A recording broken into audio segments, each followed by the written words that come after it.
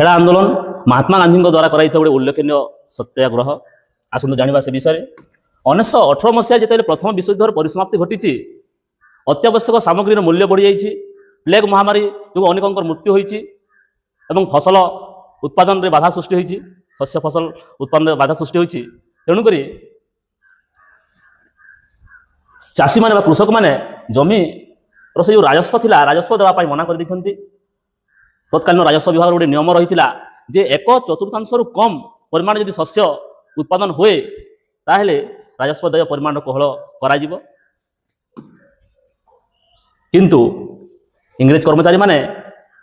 से कृषक मान बाध्यतामूलक भाव में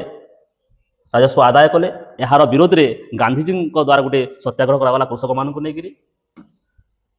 शेष में इंग्रेज सरकार बाध्यतामूलक भाव में राजस्व आदाय निवृत्त हेले एवं गोटे निर्देशनामा जारी कले जे केवल सामर्थ्य थिबा कृषक मान से राजस्व आदाय करेंगे। यही आंदोलन में इंदुलाल जांगिक गांधीजी जड़े मुख्य सहयोगी होते